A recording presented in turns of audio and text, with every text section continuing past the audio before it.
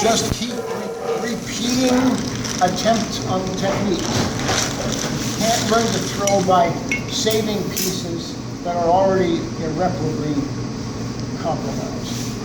Once a piece starts to fall apart, and it will, then you basically just take that off the wheel and go to your next piece.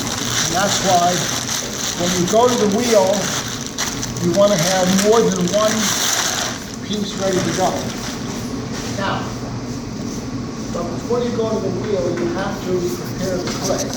Clay is sticky and it sticks together, right? And it's been sticky enough for all our uses up until now. Sticky enough to make a pitch pot, sticky enough for a coil, sticky enough for slam. But now you have to throw the pot on the wheel. And throwing the pot is a really tortuous event for the clay. It's twisted and stretched and squeezed and everything, and it has to do all these things and stay stuck together. So what you do before you throw is that you wedge. The clay starts off as a solid hump, and it somehow becomes hollow and all stretched out with a thin wall. So that the clay itself has to be completely blended, and then the clay has to stick to itself the whole time. So we start, when we wedge, we're trying to do basically three things. We are increasing the plasticity. We are making it totally even without any air bubbles. And we create a shape that goes onto the wheel easily so that we can start the centering process. So the first thing we do is make sure the clay is nice and even. You're going to be working exclusively with the recycled clay. So this is called cutting and stacking. Each time you cut it and stack it, the original 2 layers are doubled. The original 4 goes to 4, goes to 8. And after about 5 stacks, I think you'll have like 50 or 60 layers, which means that each piece that you started with is now only an 1/8" thick. So what's happening when you're doing this, the reason clay sticks to itself is that it's made of little platelets that slide like this. When you do this process, what you're doing is starting to get all those platelets to line up in one big flat sandwich. And after we do this, we're going to spin them around each other. So you do this. So the way this works is you cut, you stack, and use gravity to get this to flatten out.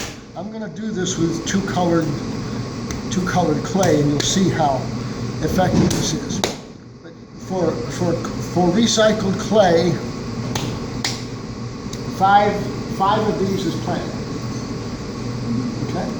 So now you've got, you can look carefully, you can see all of the layers that are already building up in there. So we flatten this out. Now we're going to take this sort of flat sandwich of clay particles, and we're gonna wrap it around and wrap it around, because when it's thrown on the wheel, it's actually being spun out and stretched out, and you want to be able to get that clay all lined up and ready to go and stretch out. This is what wedging. This is the way I teach wedging. It's called a double spiral. It looks kind of like a bread technique, but it's not a bread technique. At no time am I banging the material down onto the table. The whole time I'm doing this, I'm pushing forward. And if you're doing right, it's also called the sheep's head or bull's head technique. You get the little wrinkly nose, you get the 2 ears like that. If you're doing this and it starts going out into a big long sausage roll, that's because you're too much on top. If you're doing this and sweat is starting to bead out on your forehead and you're starting to see stars, it's because you're putting in way too much muscle. This is not that. It's not, the only muscle involved in doing this is squeezing together. Now, I weigh this out 4 pounds. When you do this, you should weigh out somewhere between 3 and 4 pounds, because you're going to end up with 2 pieces ready for the wheel that are somewhere between 1.5 pounds and 2 pounds, which is ideal for most people to start with. So is this 4 pounds? This is 4 pounds.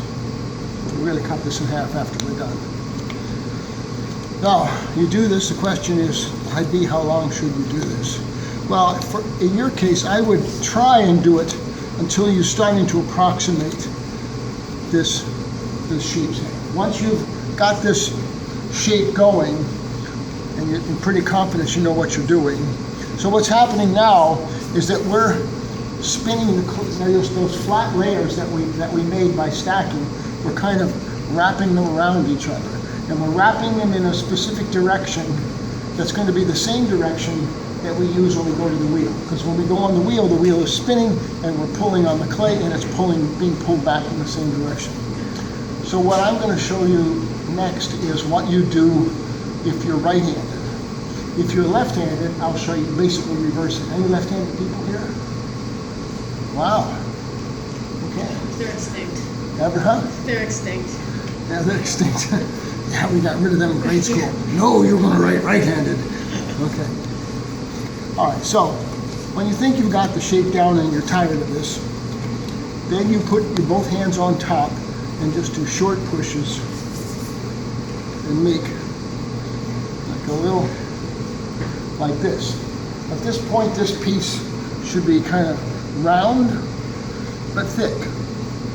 Now you've got a 4-pound piece here. We're going to cut it in half. We're going to have approximately 2 2-pound pieces. All right. These have all been spun in this direction, right? We're going to continue to spin them in that direction because we're throwing right-handed. So now we have blended the clay. We have plasticized the clay by getting it spun in the correct direction, so that it's all going to. And now we're going to make a piece of clay, a shape for clay, that when we put it on the wheel is easy to center. This. Do this again. Now, you're all right-handed, right? So at this point, you put it on the left side. And you bang it once, bang it twice, a little bit of rock and roll to make the bottom round. All right, so now you have what I call the gumdrop. If you can make this gumdrop when you go to the wheel, life is going to be so much easier for you as far as centering it over. The characteristics of the gumdrop are that the clay has been